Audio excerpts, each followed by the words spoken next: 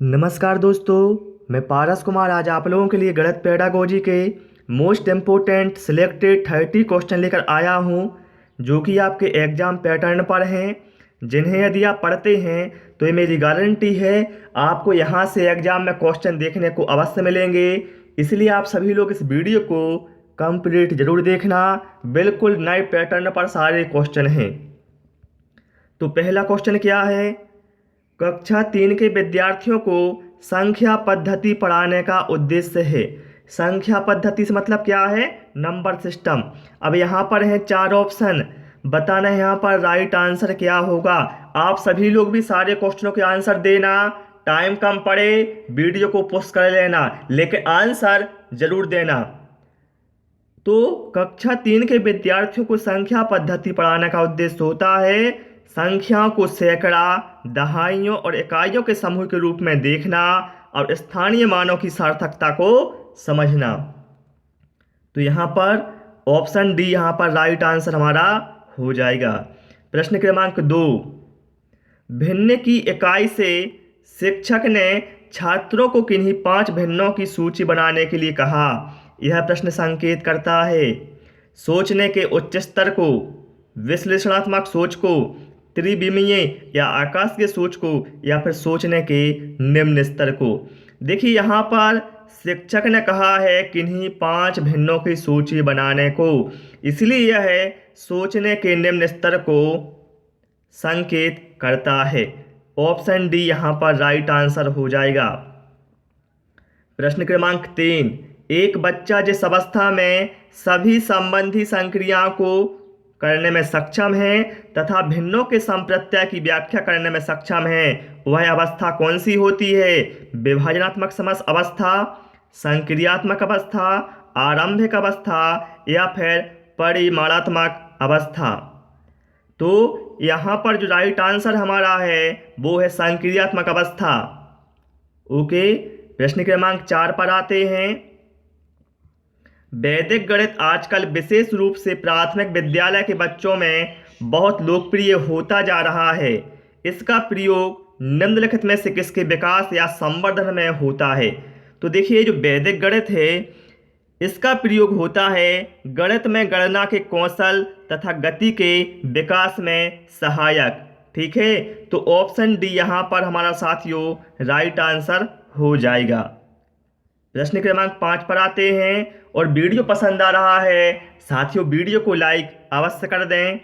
चलिए, प्राथमिक स्तर पर गणित की अच्छी पाठ्य पुस्तक के लिए निम्नलिखित में से कौन सी विशेषता महत्वपूर्ण है? अब देखिए गणित की अच्छी पाठ्य पुस्तक के लिए कौन सी विशेषता सर्वाधिक महत्वपूर्ण है? तो देखिए जो पाठ्य पुस्तक है उसमें अवधारणा का परिचय संदर्भों के द्वारा दिया जाना चाहिए, ये सबसे महत्वपूर्ण है। तो ऑप्शन ए यहाँ पर राइट आंसर हमारा हो जाएगा। क्लियर? और साथ साथ उसमें आवश्यक चित्र भी स्पष्ट होने चाहिए। ठीक, प्रश्न क्रमांक 6 पर आते हैं।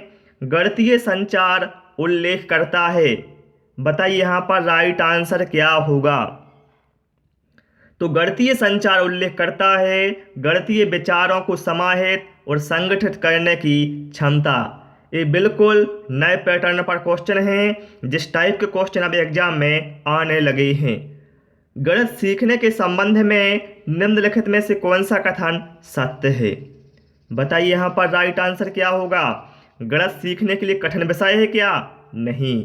आमतौर पर लड़कियां गणित में कमजोर होती हैं, ऐसा कोई जरूरी नहीं है।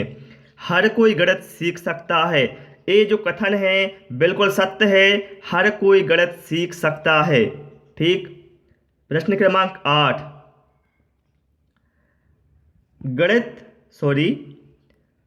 कक्षा में गणितीय मनोरंजनात्मक क्रियाकलाप तथा चुनौतीपूर्ण ज्यामितीय पहेलियां संबंधी क्रियाकलाप महत्वपूर्ण है। क्यों है महत्वपूर्ण?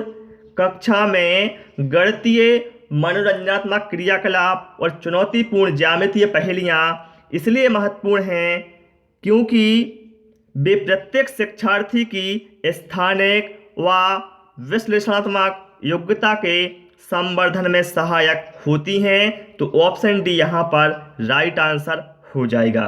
प्रश्न क्रमांक 9, यदि एक शिक्षार्थी पूर्णांकों, भिन्नों और दशमलव संख्याओं पर चारों आधारभूत संक्रियाएं संपन्न करने में समर्थ है तो वह बताइए कौन सी अवस्था में है? विभाजन अवस्था में, उपादान अवस्था, संक्रियात्मक अवस्था या फिर परिमाणात्मक अवस्था।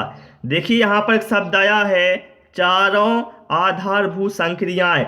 इससे मतलब क्या है हमारा? जोड़ना, घटाना, गुणा और भाग। तो वह संक्रियात्मक अवस्था में है। कई बार क्वेश्चन आया है एग्जाम में, इसको आप लोग नोट कर लेना।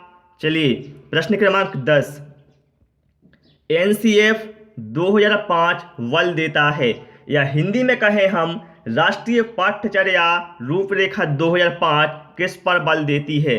तो ये बल देती है करके सीखने पर। Option B is right answer यहाँ पर हो जाएगा।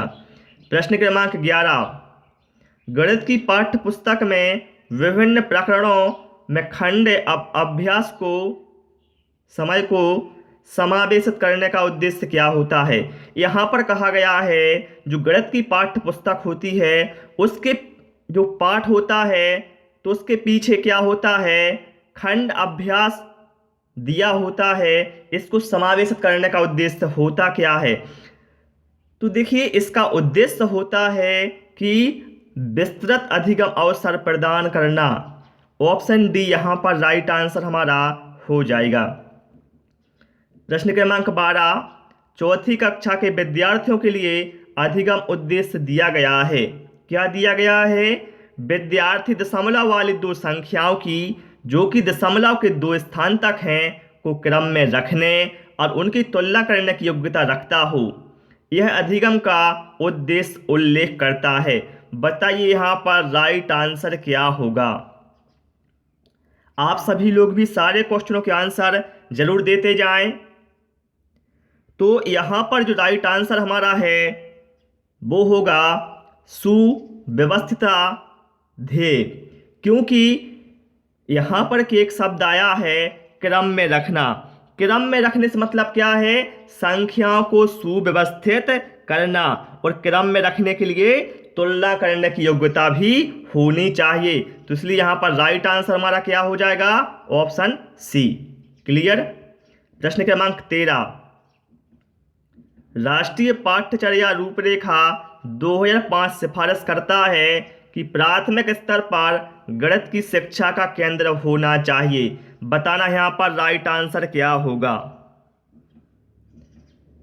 तो राष्ट्रीय पाठ्यचर्या रूपरेखा 2005 सिफारिश करता है कि प्राथमिक स्तर पर गणित का शिक्षा केंद्र क्या होना चाहिए? कक्ष में की गई पढ़ाई को विद्यार्थी की दैनिक जिंदगी से जोड़ने में सहायता करना। ऑप्शन सी यहाँ पर राइट आंसर हमारा हो जाएगा। चलिए प्रश्न क्रमांक 14 पर आते हैं। राष्ट्रीय पाठ्यचर्या की रूपरेखा 2005 अधिगम के रचनावादी उपागम पर बल देती है क्योंकि वह खालिस्तान पर केंद्रित है। देखिए जो राष्ट्रीय पाठ्यचर्या की रूपरेखा है वो अधिगम की रचनावादी उपागम पर बल देती है क्योंकि वह गतिविधियों में शामिल करते हुए शिक्षार्थियों की सक्रिय भागीदारिता पर केंद्रित है। क्या है? जो गतिविधि होती हैं उसमें शिक्षार्थियों की सक्रिय भागीदारिता होनी चाहिए। ऑप्शन डी यहाँ पर राइट आंसर हो जाएगा। चलिए प्रश्न क्रमांक 15, एक अच्छी पाठ्य पुस्तक की विशेषताएं हैं। उनमें कठोर अभ्यास देने के लिए बहुत सारे अभ्यास हो, स्थितियों के माध्यम से सभी संकल्पनाओं का परिचय दिया जा सकता हो, केवल हल किए गए अभ्यास ही शामिल किए गए हों, उन्हें मोटी व भारी होना आवश्यक है।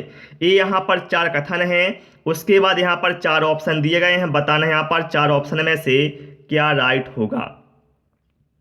तो देखिए अच्छी पाठ्य पुस्तक की विशेषताओं की यहाँ पर बात की गई है। तो उन्हें मोटी और भारी होना आवश्यक हो ये जरूरी नहीं है, और केवल हल किए गए अभ्यास ही शामिल हो तो ऐसा नहीं है। केवल हल किए गए प्रश्न होंगे तो इससे कोई मतलब नहीं है। ठीक, तो यहाँ पर ऑप्शन ए में क्या है, उनमें कठोर अभ्यास देने के लिए बहुत सारे अभ्यास हो, ये सही होगा। और स्थितियों के माध्यम से सभी संकल्पनाओं का परिचय दिया जा सकता हो। मतलब क्या है, हमारा आ और बा दोनों सही हैं। ठीक है, ये अपने यहाँ पर राइट आंसर होगा, आ तथा वा। क्लियर। चलिए प्रश्न क्रमांक 16 पर आते हैं। अब राष्ट्रीय पाठ्यचर्या की रूपरेखा 2005 में उल्लेखित गणित की लंबी आकृति संकेत करती है। गणित की लंबी आकृति जो कि राष्ट्रीय पाठ्यचर्या रूपरेखा 2005 में उल्लेखित है, तो इसका अर्थ क्या है? गणित की लंबी आकृति तो ये संकेत करती है एक संकल्पना पर दूसरी संकल्पना बनाना। ऑप्शन डी यहाँ पर राइट आंसर हो जाएगा। प्रश्न क्रमांक 17, राष्ट्रीय पाठ्यचर्या रूपरेखा 2005 के अनुसार विद्यालयों में गणित शिक्षण का संकीर्ण उद्देश्य क्या है? देखिए एनसीएफ 2005 से बहुत सारे क्वेश्चन अब एग्जाम में आने लगे हैं, इसलिए यह वेरी आपको इम्पोर्टेंट हो जाता है। तो यहाँ पर बता दें आपको राइट आंसर क्या होगा, संख्यात्मक कौशलों का विकास। ठीक है, चलिए प्रश्न क्रमांक 18, निम्नलिखित में से कौन सा प्राथमिक स्तर पर गणित शिक्षण की पाठ्यचर्या अपेक्षाओं के साथ मेल नहीं खाता है? देखिए यहाँ पर ऑप्शन ए में क्या है, भिन्न को पूर्ण के अंश के रूप में प्रदर्शित करना तथा सरल भिन्नों को व्यवस्थित करना। भैया ये तो मेल खाता है। दैनिक जीवन की तार्किक कार्यप्रणाली तथा गणितीय सोच के बीच संयोजन का विकास, ये भी सही है। और मानक परिकलन प्रणाली से संख्या संबंधी संक्रियाओं के करने में भाषा और प्रतीक चिन्हों का विकास, ये तो सही है। लेकिन ऑप्शन बी में क्या कहा गया है, वर्गीकृत आंकड़ों के निरूपण का विश्लेषण करना तथा निष्कर्ष निकालना, ये मेल नहीं खाता है प्राथमिक स्तर पर गणित शिक्षण की पाठ्यचर्या में। ठीक है, ऑप्शन बी यहाँ पर राइट आंसर हो जाएगा। प्रश्न क्रमांक 19, हस्तपरक प्रतिमान, स्थिर चित्र, लिखित प्रतीक, मौखिक और लिखित भाषा वास्तविक संसार की स्थितियों अथवा संदर्भ को दर्शाने के 5 तरीके हैं। बताना है जो तरीके हैं 5, एक किसको दर्शाने के 5 तरीके हैं। तो यह है मतलब हस्तपरक प्रतिमान, स्थिर चित्र, लिखित प्रतीक, मौखिक और लिखित भाषा, वास्तविक संसार की स्थितियां। तो ये गणितीय चिंतन एवं विचार को दर्शाने के 5 तरीके हैं। ऑप्शन डी यहाँ पर राइट आंसर हमारा हो जाएगा।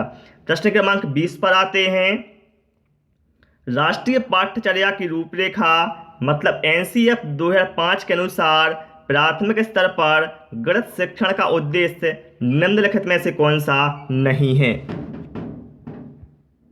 कहा गया है यहाँ पर गणित में उच्चतर और अमूर्त पढ़ाई की तैयारी करना।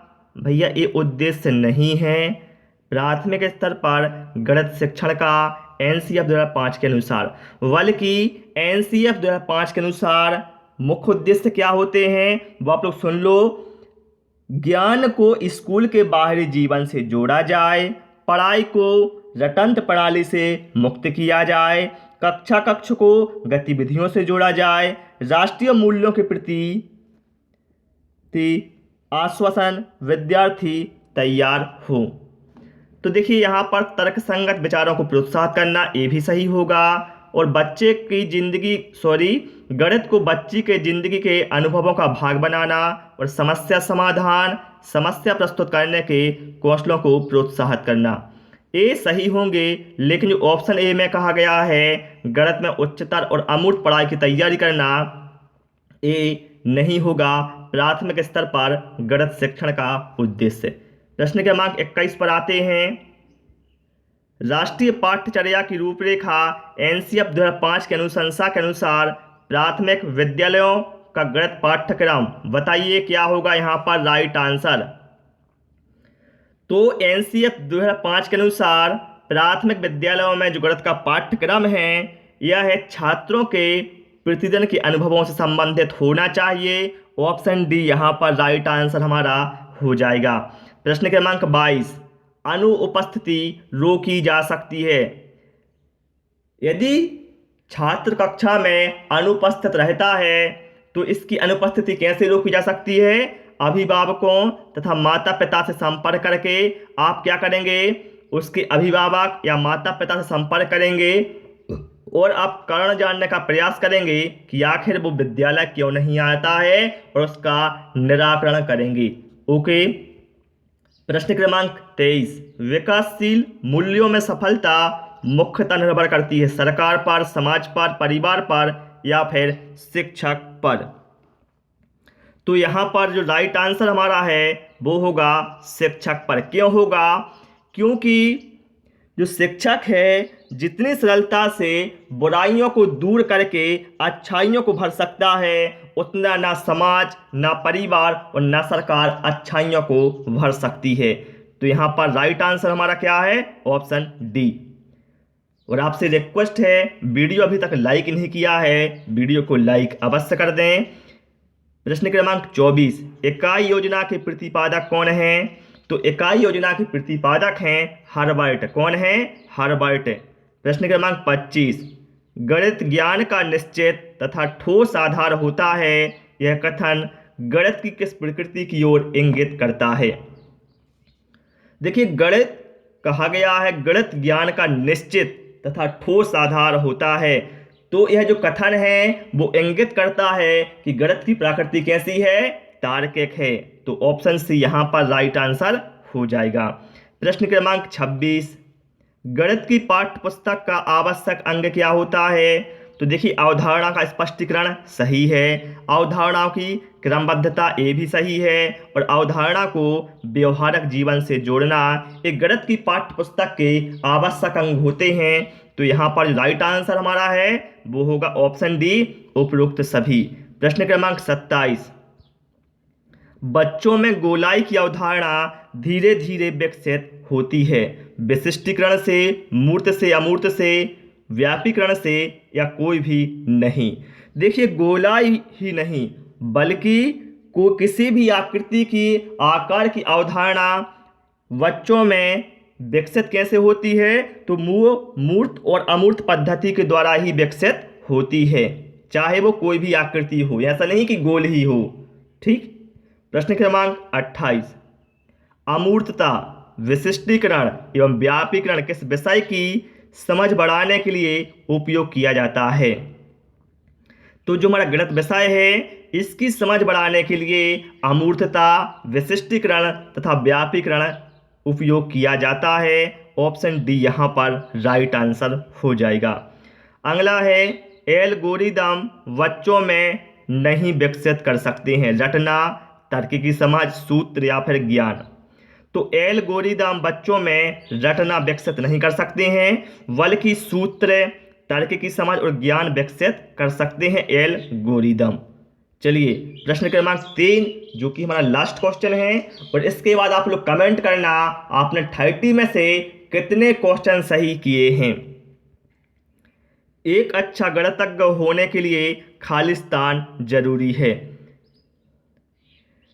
तो एक अच्छा गणितज्ञ होने के लिए जरूरी होता है कि आप सभी अवधारणा को समझें, उसे लागू करें और उनमें संबंध बनाएं। तो ऑप्शन डी यहाँ पर राइट आंसर हमारा हो जाएगा। तो डियर साथियों, इस क्लास में हमने गणित पेडागोजी के मोस्ट इंपोर्टेंट 30 क्वेश्चन बता दिए हैं जिनके एग्जाम में आने के मैक्सिमम चांस थे। वीडियो पसंद आया हो वीडियो को लाइक करें, दोस्तों के साथ शेयर करें और नए नए वीडियो पाने के लिए चैनल को सब्सक्राइब अवश्य कर लें। Thanks for watching this video.